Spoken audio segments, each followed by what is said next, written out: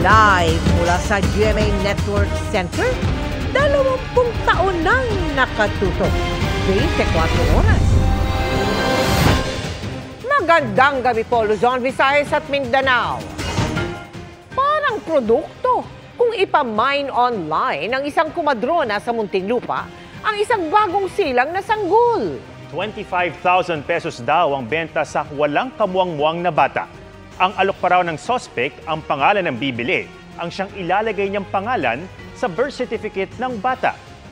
Ang nasa koteng suspect dumepensa at iginit na naghahanap lang daw siya ng mag-aampon sa bata. Nakatutok si John Consulta.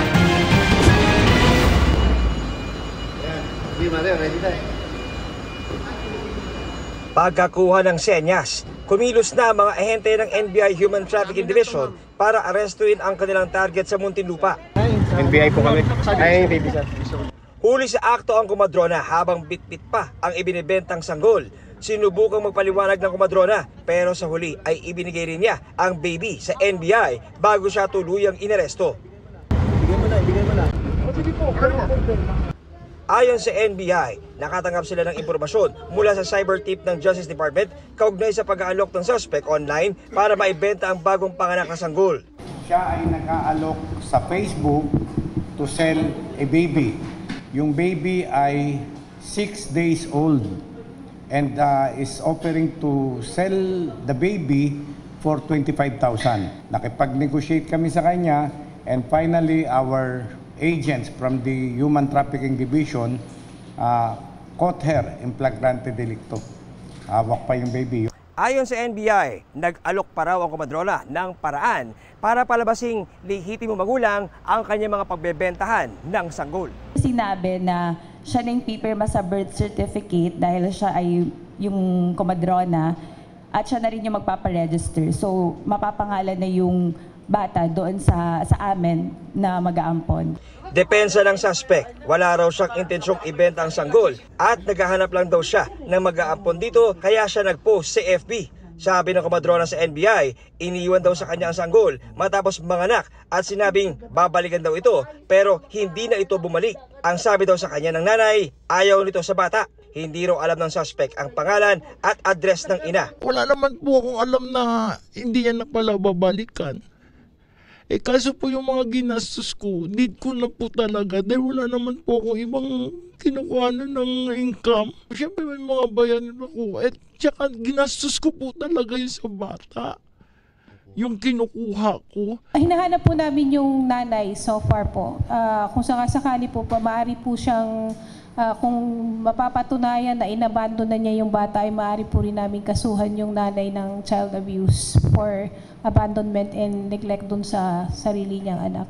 Sinampahan na ng patong-patong na reklamo ang kumadrona. Ang subject ay kinasuhan namin ng Special Protection of Children Against Child Abuse and Exploitation, and then Cybercrime Prevention Act at Human Trafficking. Pwede pa namin additional case ay kakasuhan namin ng simulation of birth under the revised penal code.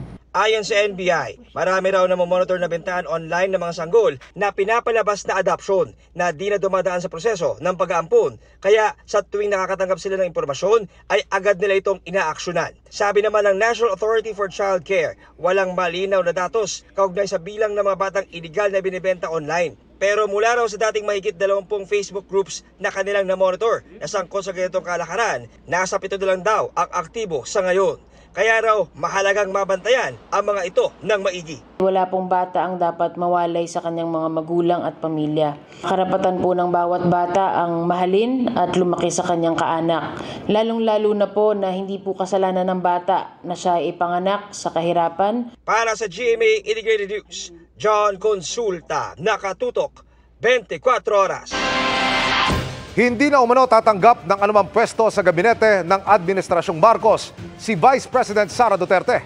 Sinabi niya yan sa turnover ceremony ng pamumuno sa Department of Education kay incoming DepEd Secretary Sani Angara. Nakatutok si Oscar Oida. Sa kanyang huling araw bilang miyembro ng gabinete ni Pangulong Marcos, Formal nang ipinasa ni Vice President Sara Duterte ang pamumuno sa Department of Education kay incoming DepEd Secretary Senator Sani Angara. Personal pang inikot ng bise si Angara sa opisina ng DepEd.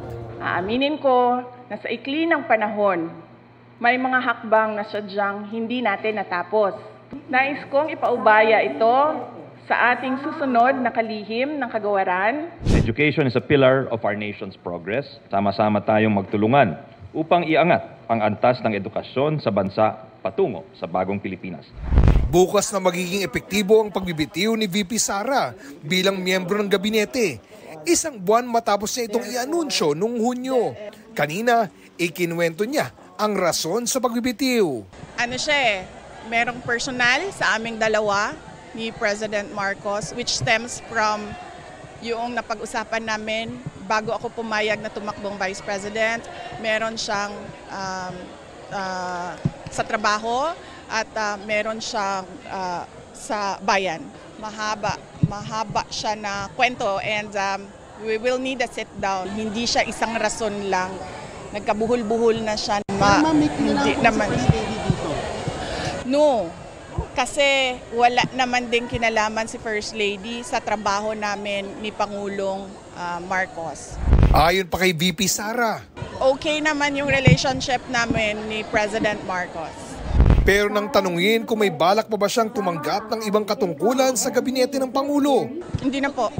Hindi na ako magsiserve in another cabinet post sa Marcos administration. Natanong din si VP Sara sa kung sino ang susuportahan niya sa midterm elections. Pero hindi pa raw niya ito masasagot sa ngayon.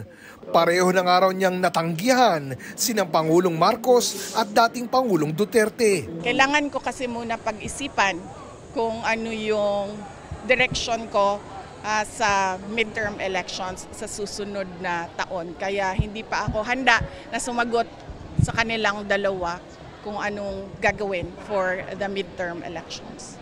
Para sa GMA Integrated News, Oscar Oida, nakatutok, 24 oras. Hiniling ng Presidential Anti-Organized Crime Commission ang tulong ng mga lokal na pamahalaan para mabilis ang mapuksa ang operasyon ng mga iligal na pogo. Kasabay niya ng utos ng DILG na isa-isahin ng mga pulis at alkalde ang mga establishmento sa kanilang nasasakupan. Nakatutok si Salima Refran. Ang laban kontra iligal na mga aktibidad ng mga pogo, hindi na lang daw isasagawaan ng national government, kundi pati na rin ng mga lokal na pamahalaan. Yan ay matapos i-turn over ng Presidential Anti-Organized Crime Commission o PAOC ang intel packets ng mga pogo sa House Committee on Public Order and Safety at Games and Amusements. We would like to submit for your examination this database of 402 canceled pogos and former sub-licensees from PAGCOR, as well as the identified scam farms all over the country. Kailangan mapasara sa tulong ng mga LGU at yung ating BPLO, mga head, para at least matulungan tayo para mapasara na itong 402 na to. Kasi kung PAOK TF ang aasahan natin, iisa-isahin nila to. Ayon sa PAOK, karamihan raw sa mga ito nasa Metro Manila. 2 sa malalaking operasyon ng PAOK noong nakaraang taon sa Pasay. Dito yung bukod sa nagsasagawa ng scamming activities ay nakitaan pa ng torture chamber at prostitution den. Kaya ang Pasay LGU nakikipagtulungan na sa PAOK para paigtingin ang kanilang kapasidad na sugpuin ang mga iligal na pogo at kanilang mga krimen. Ang Department of Interior and Local Government naglabas na ng memorandum circular para puntahan ng mga LGU ang mga establishmento sa kanilang mga lugar para inspeksyonin. Inaatasan ko ang mga mayor at ang pulis na isa-isahin, ibahay-bahay na lahat ng business establishment na sinasakupan nila. Isa-isahin ko ito'y legal. For all you know, hindi lamang ito against yung mga, ang tawag namin ito ay farm scam, mga scammer, no, na may mga computer. Anong malay mo, baka may mga kung iba pa mga criminal activities tungkol dito, no? It could be drugs and other things. So, yun po ang gagawin namin sa buong Pilipinas. Ang Iloilo City Council nagpasa na ng resolusyon kahapon na nagbabawal sa pag-operate ng pogo sa syudad. It's very clear nga we want to pass, we don't want Pogo here in the city. In support also of the proposed bill sa House kag sa Senate. Para sa GMA Integrated News, Sanima Refra, nakatutok 24 oras. Nadagdagan pa ang mga lugar na nagdeklara ng state of calamity dahil sa epekto ng low pressure area at habagat. May mga lugar din lubog pa sa baha at nakapagtala ng landslide. Nakatutok si Mark Salazar. Dahil pa rin sa malawakang pinsala ng ulan at baha sa Mindanao, nagdeklara na rin ang state of calamity sa bayan ng Pikit, Cotabato. Baha pa rin sa Silic High School, pero hindi yan alintana ng mga estudyante at guro na nagsasagawa ng National Learning Camp. Diyos ko, ang daanan namin, nag-overflow na. Aabot hanggang binti pa rin ang baha sa ilang lugar sa bayan ng Upi sa Maguindanao del Norte dahil pa rin sa tuloy-tuloy na pag-ulan. Umapaw tuloy ang sapa na umabot sa kalsada kaya pahirapan ang pagdaan ng mga sasakyan. Hirap ding makadaan sa kalsadang ito sa Kidapawan City dahil naman sa pagguho ng bahagi ng bundok, nagkalat ang mga bato at tipak ng lupa sa kalsada. Ganyan din ang naranasan sa Katmon, Cebu. Isa ang isinugod sa ospital matapos madaganan ng kanyang paa ng bato. Humambalang naman sa kalsada ang natumbang punong ito sa bayan ng Medellin, dahilan para pansamantalang hindi ito madaanan ng mga sasakyan. Magkahiwalay na landslide din ang naitala sa 2 barangay sa Socorro, Oriental Mindoro. Wala namang nasaktan. Sa bayan ng Pinamalayan, nalubog sa abot tuhod na baha ang ilang lugar. Ang mga taga-barangay Zone 2 nagtaas na ng gamit. Binahari ng palengke. Sa barangay Banilad, pahirapan ng pagtawid sa ilog. Ang lakas ng baha! Rumaragas ang kulay putik na baha naman ang namerwisyo sa barangay Pakyas sa bayan ng Victoria. Ang pag-ulan sa Oriental Mindoro at Mindanao dahil pa rin sa pinagsamang epekto ng low pressure area at hanging habagat. Para sa GMA Integrated News, Mark Salazar, nakatutok 24 oras. Malapit nang matapos ang paggawa sa runway ng Balabac Air Base na isa sa 4 na bagong EDCA site sa bansa ayon kay Pangulong Bongbong Marcos. Sa gitna niyan, kinumpirma ng China na may bago itong kasunduan kasama ang Pilipinas para maayos na mapag-usapan ang mga maritime issue. Nakatutok si Ivan Mayrina. 2019 pa nang simula ng konstruksyon sa Balabac Air Base sa Palawan. Ipinasilip pa ito sa GMA Integrated News noong 2023. Matapos itong madeklarang isa sa 4 na bagong pasilidad na gagamitin sa ilalim ng Enhanced Defense Cooperation Agreement o EDCA. Sa kanyang pamahagi ng ayuda sa mga naapektuhan ng El Nino sa Palawan at Marinduque ngayong araw, ibinida ni Pangulong Bongbong Marcos na patapos na ang runway sa Balabac Air Base.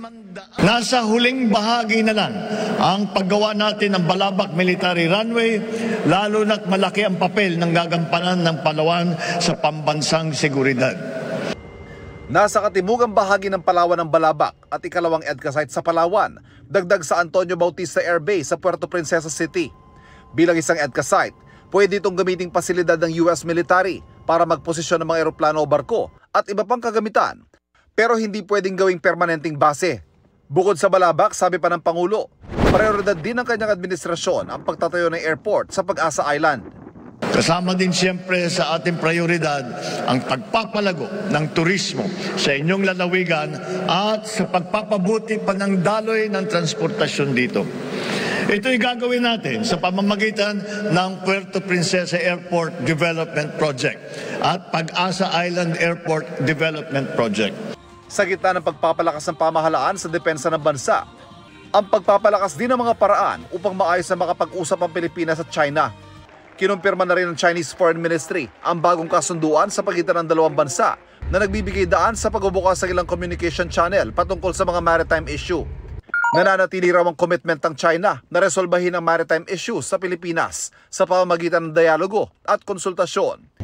Kabilang sa bagong communication channel, ang mga kinatawang itatalaga ng mga lider ng Pilipinas sa China, pati ng Foreign Ministry at Coast Guard ng dalawang bansa. Wala pa impormasyon kung sino-sino itatalagang kinatawan ng Pilipinas para rito. Ang malaya at madalas sa komunikasyon din ang isa sa binigyan diin sa pag-uusap naman ng US Defense Secretary Lloyd Austin at Defense Secretary Gilbert Chodoro. Mahalagang bahagi raw ito ng pagpapalakas ng alyansa ng Pilipinas at Amerika para sa malaya at bukas na Indo-Pacific region. Para sa GMA Integrated News, Ivan Mayrina, nakatutok, 24 oras. Inilabas ng Okta Research ang resulta ng isinagawa nitong Senatorial Preferences Survey para sa eleksyon 2025. Nakatutok si Oscar Oida. Kasama sa 16 na pangalan na may statistical chance na pumasok sa top 12 kung ang eleksyon ay ginawa noong survey period.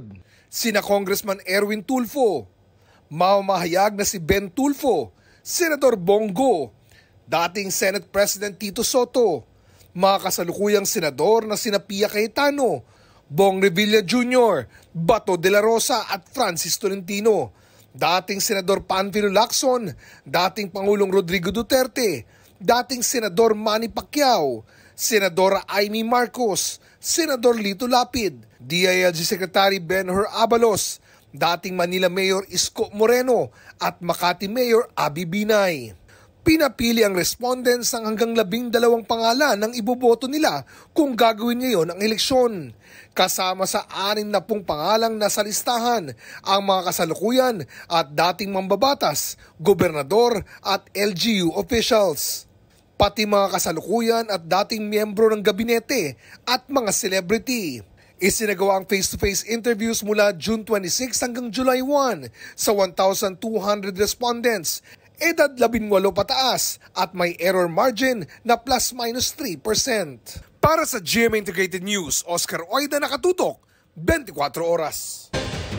3 sangkot sa umano'y panghahak na mga sensitibong impormasyon mula sa Philippine Navy ang naaresto sa magkahiwalay na operasyon ng National Bureau of Investigation. Ang nakakagulat, isa sa kanila, miyembro pala ng Philippine Navy. Nakatutok si John Consulta. Bigay kami ha. Bigay kami. Ako si Estero Martin. Okay. Naaresto ka namin dahil sa paglabag sa illegal access at misuse of device ng 10175 sa Cyber Prevention Act. Ang target sa operasyon na ito ng National Bureau of Investigation sa Cagayan de Oro, isa umunong hacker na may hawak ng files mula sa system ng Philippine Navy, kabilang ang ilang impormasyong kaugnay sa West Philippine Sea. Nang ma-examine ang laptop ng suspect, bumungad ang nasa 10 gigabytes na mga na-hack umano na file. Sa hiwalay na operasyon, nahuli sa Metro Manila ang umunoy leader ng BloodSec Hackers Group. Naaresto rin ang kanyang kasabwat na isa umunong miyembro ng Philippine Navy at umunoy kasama sa pagbabantay ng cybersecurity ng Navy. Siya ay connected sa Philippine Navy. No?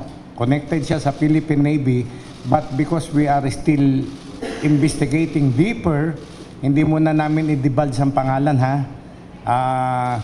Dahil meron pa kaming malaliman na pagsisiyasat na gagawin nila General Trinidad tungkol dito. We collaborated with the NISF, Philippine Navy. Nag-ask kami ng assistance, and then through their effort, we were able to identify yung quote-unquote insider natin. We found out that the insider is in possession of the so-called directory scanner.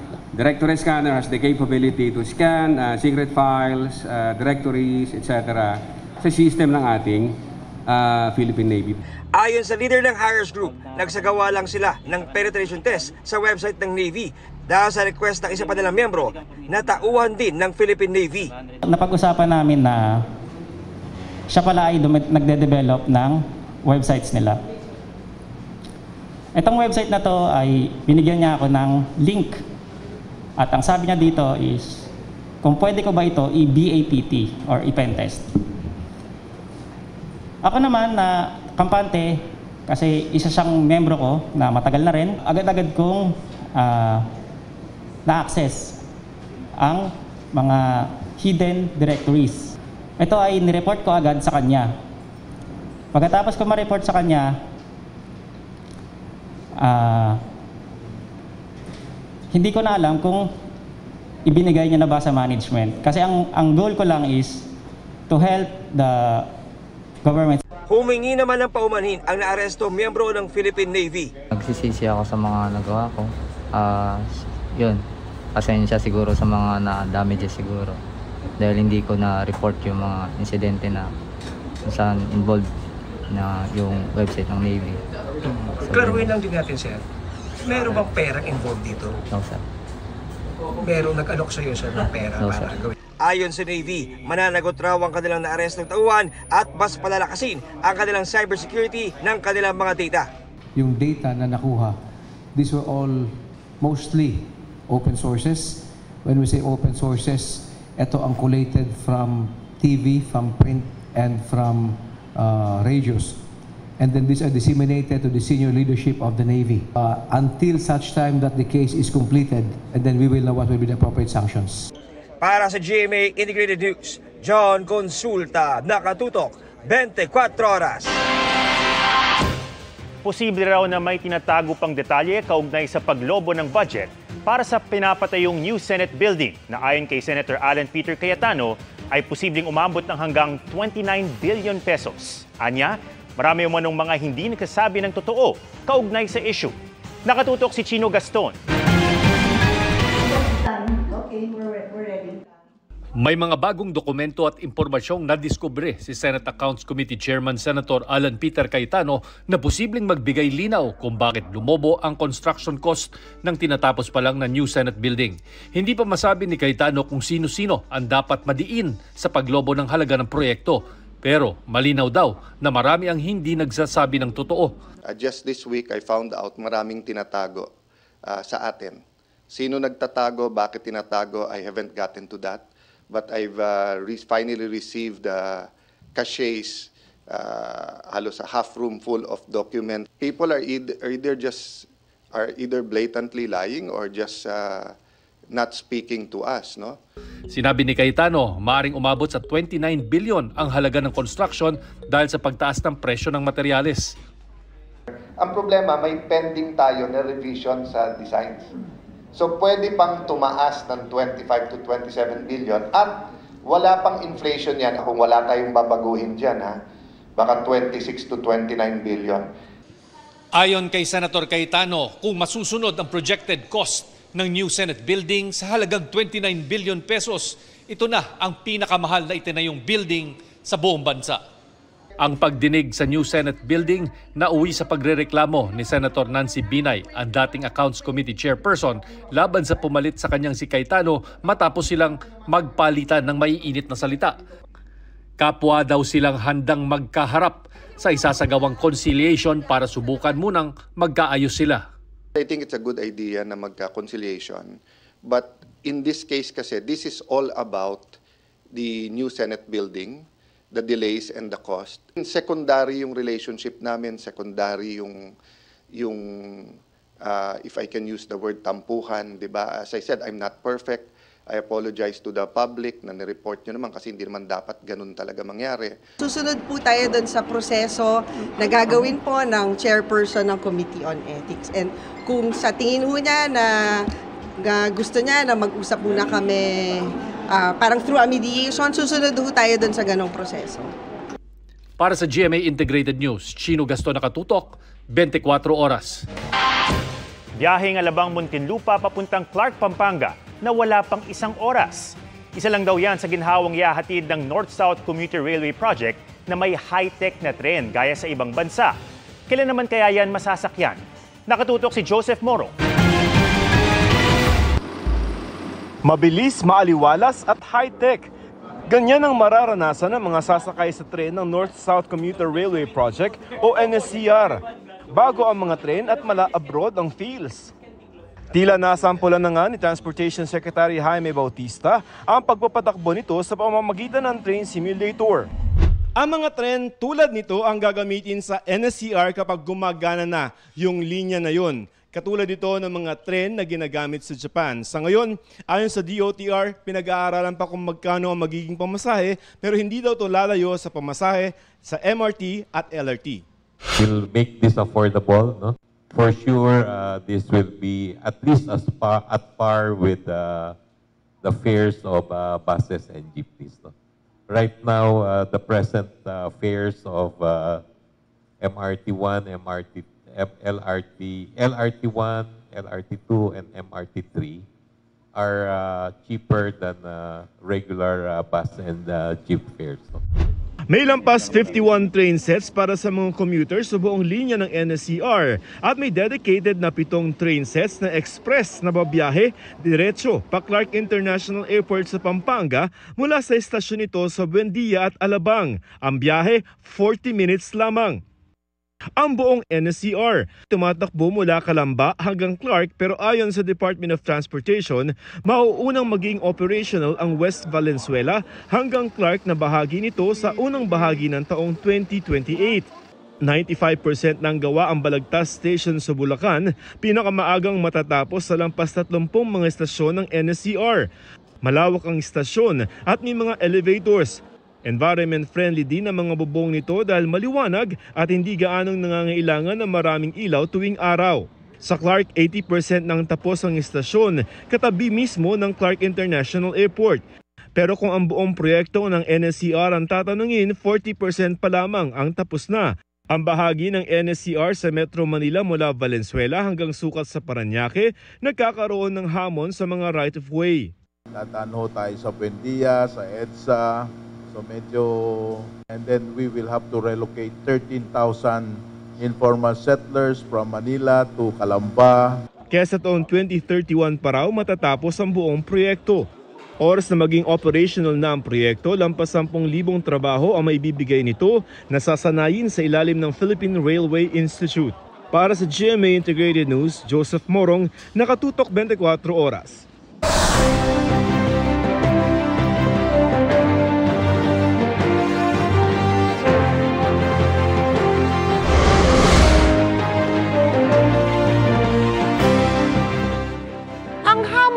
Politika, ang isa sa mga hinarap ni Pangulong Bongbong Marcos sa kanyang ikalawang taon sa pwesto. Pero ang sabi ng isang political analyst, habang papalapit ang eleksyon, ang temperatura ng politika inaasang lalo pang iinit. Hinimayan sa special report ni Sandra Aguinaldo.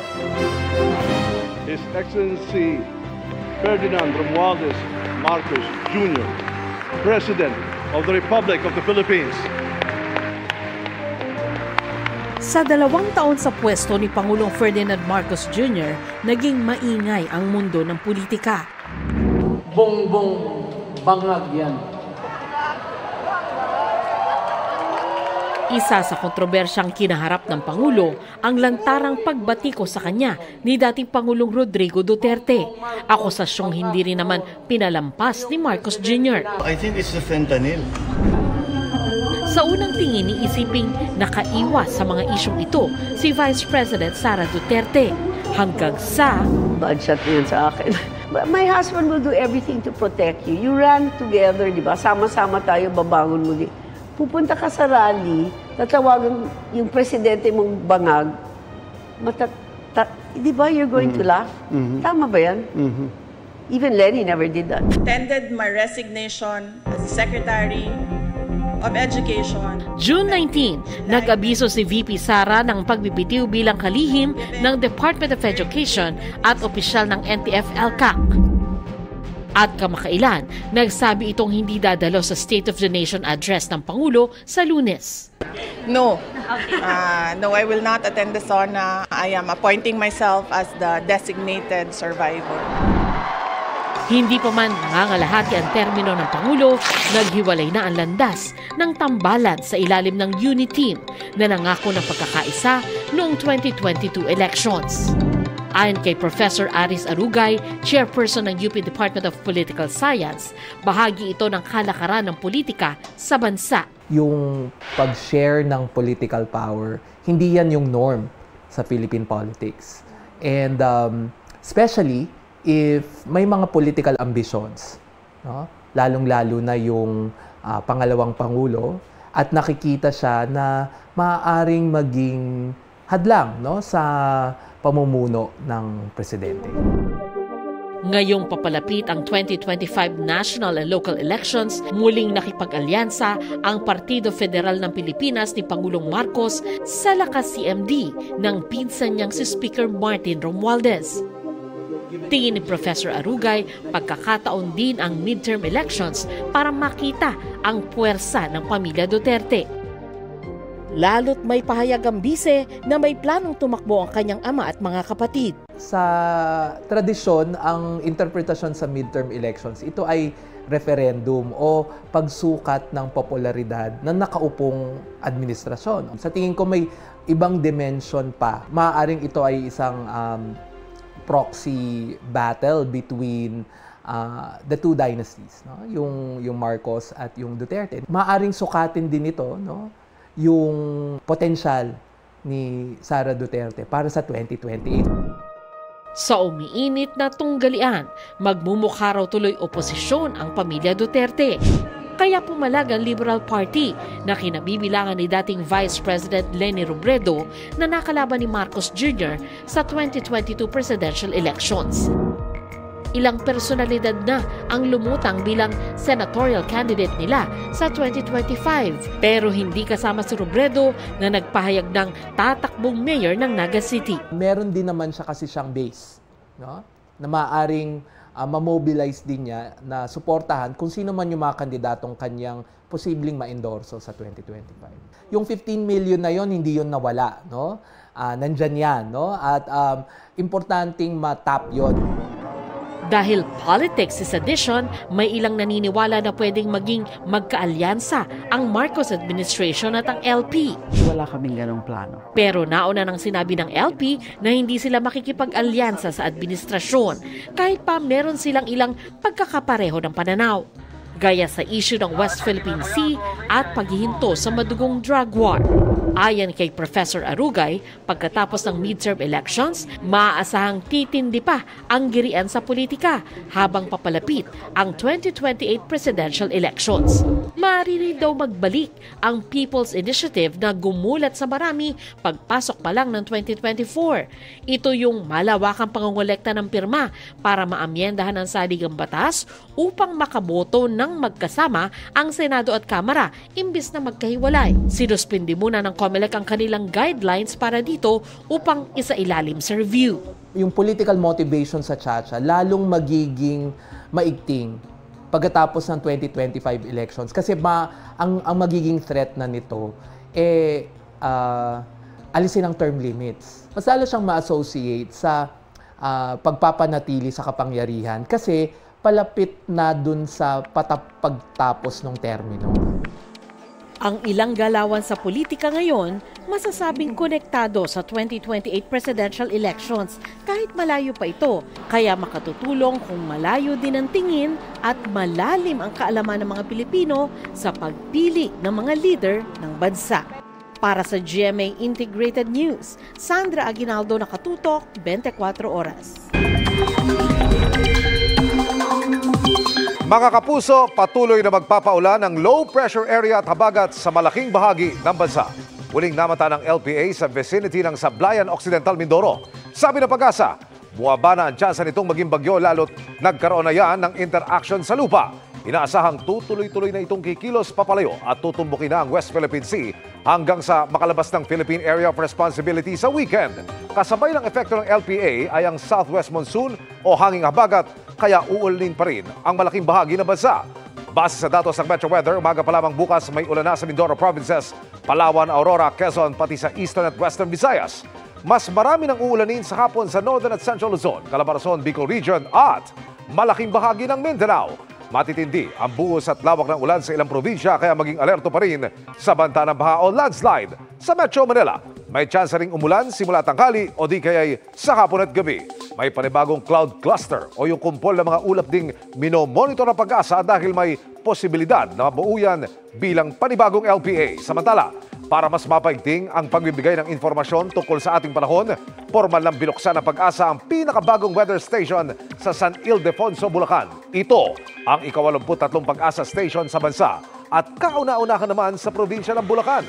Meron itong state-of-the-art na mga observational instrument na malaking tulong sa pagkuha at pagbibigay ng localized na datos at pagtaya ng panahon.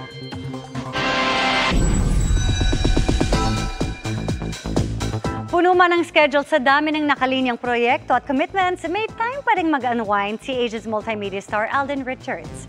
Isa riyan ang pinaplano nilang ganap ng ka-love team na si Catherine Bernardo kapag free time sa shooting ng Hello Love Again sa Canada. Makichika kay Nelson Canlas.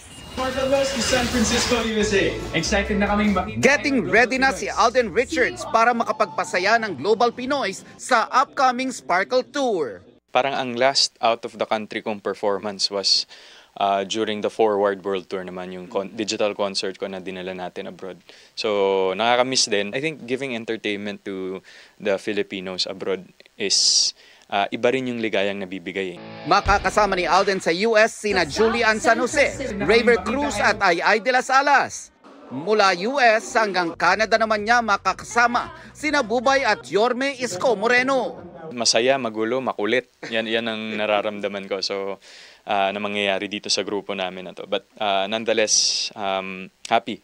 Looking forward kami to see our Global Pinoys. Biyaheng Japan naman ang Sparkle World Tour sa September. Ready na rin si Alden para sa kanyang 3-week shoot sa Calgary, Canada para sa pelikula nila ni Catherine Bernardo na Hello Love Again. Nag-uusap na nga raw sila ni Kat tungkol sa mga pupuntahan nila sa Canada during their spare time. May mga restaurants na parang gusto kaming itry and at the same time of course maganda kasi dun sa area na yun eh. So syempre on our free days, syempre kasama yung ibang cast, we might go there. Food trip talaga. Food trip, masarap kumain. Only 2 days to go, excited na rin ang Asia's multimedia star para sa GMA Gala 2024. It's really a collaboration and gathering of stars. So yun yung nililook forward ko na everyone from the network and of course dun sa mga iba nating kapitbahay na network nasa isang bubong, all together, glammed up, being able to talk to each other and catch up. Napakahirap talaga maging isang marhalita. Mixed emotions din si Alden sa nalalapit na premiere ng Pulang Araw sa July 26 sa Netflix Philippines at July 29 sa GMA. Fulfilled pero mas grateful po kami sa pagtanggap ng ating mga kapuso. Happy kami with the turnouts of our project because lahat po ito ay galing sa puso at para sa bayan. Nelson Canlas, updated sa Showbiz Happenings. Paglilinaw po sa aming iniulat kaugnay sa pagbebenta o nagbebenta online ng green-cheeked conure parakeet. Ayon sa DENR, hindi critically endangered ang naturang ibon. Taliwas yan sa sinabi ng PNP Maritime Group na nagsagawa ng operasyon. Pero dahil exotic at galing sa ibang bansa ang uring ito ng ibon, kinakailangan ng kaukulang permit kung ipapasok ito sa bansa para paramihin o ibenta.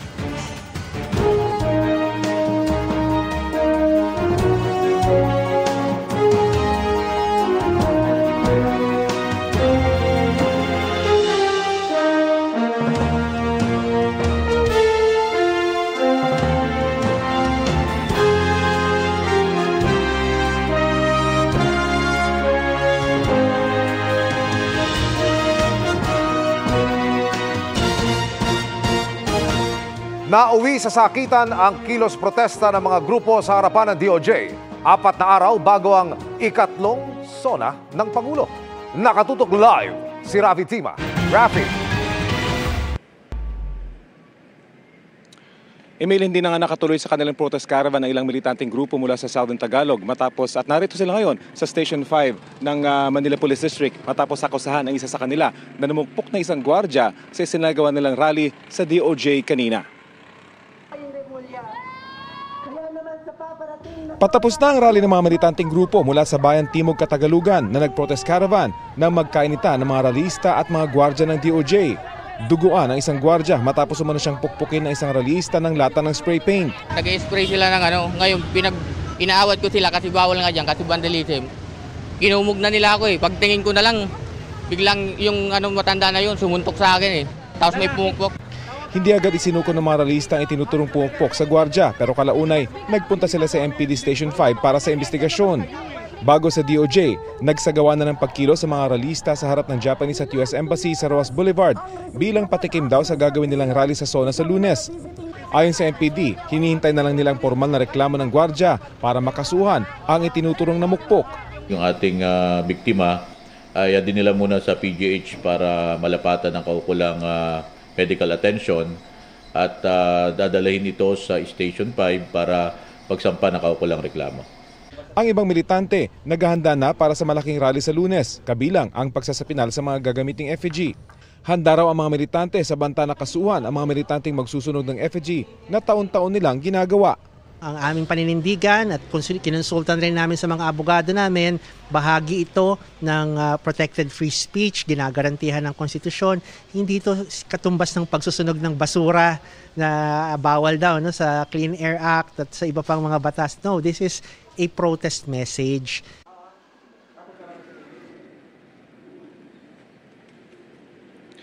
Nanindigan naman email ang tagapagsalita ng mga militante mula sa Southern Tagalog na mapayapa yung kanilang kilos protesta at hindi raw nila intensyong manakit. Yung akmang pag-spray paint daw ay bahagi ng kanilang kalayaan sa pamamahayag. Sa ngayon ay hinihintay na lang natin yung gwardiya na magtungo rito sa Station 5 para sa pagpapatuloy ng investigasyon sa insidente. Emil? Maraming salamat, Rafi Tima. The GMA Gala will definitely be a night to remember. 2 days na lang bago ang special night na mapupuno ng pasabog performances mula sa ating Kapuso Stars. At may paspil din ng ilang stars kung sino ang gusto nilang maka-interact sa gala. Makichika kay Nelson Canlas. The brightest stars will align. Para tapatan ang kinang ng pinakamalaki at pinakaabangang GMA Gala 2024, magbibigay ng pasabog performances sa third year ng pinakamalaking event ngayong taon sina Alden Richards, Julie Ann San Jose, Raver Cruz, Miguel Tan Felix, Rochelle Pangilinan at marami pang iba. This year, ibang klaseng program ang hinanda ng Sparkle at ng GMA. Top tier stars natin, makikita nila. Para i-drum up pa ang GMA Gala 2024, nagkalat na rin ang ilang naglalakihang digital billboards around the metro. Ang ilang Sparkle stars ready na rin daw for the gala, gaya ni prinsesa ng City Jail star Will Ashley. Ito na lang, basta crop siya, crop suit siya. Itong 2024 na gala talaga pinagandaan ko para maging maganda talaga yung... Medyo edgy. Yeah. Si Shaira Diaz kasama raw siyempre ang forever date niyang si E.A. Guzman. Sa totoo lang, hindi kami nag-uusap. Hindi namin pinaplano kung ano yung susuotin namin. Gusto lang namin kung saan magiging komportable yung isa't isa. Excited na rin si Encantadia Chronicles Sangre star Therese Malvar. Super the best po yung mga after party. Kasi doon mas nag-i-interact, nag-e-enjoy din yung mga artista. Dahil kasama raw sa Encantadia Chronicles Sangre, ayun, may onting hint po kasi ng Sangre. Yes. Yung Sangre vibe. Yes, Sangre vibe. Ready na rin daw si The Clash champion John Rex. Pina-finalize na lang yung damit, but yun, ready na for the gala. Si Sean Lucas naman gustong makita ang kanyang childhood crush. Ako si Miss Heart, ang gusto ko makita. Si Miss Heart ang ultimate crush ko. Para kay GMA Network Incorporated Senior Vice President Attorney Annette Gozon Valdez, this will definitely be a night to remember. So that's something that everyone should look out for. Surprise, ayoko sabihin kung sino at ayoko sabihin kung anong gagawin nila, pero I promise it will be a fantastic production number. Nelson Canlas, updated sa Showbiz Happening. At yan ang mga balita ngayong Huwebes. Ako po si Mel Tiangco. Ako naman po si Atom Araulio para sa mas malaking misyon. Para sa mas malawak na paglilingkod sa bayan. Ako po si Emil Sumangil. Mula sa GMA Integrated News, ang News Authority ng Pilipino. Nakatuto kami 24 oras.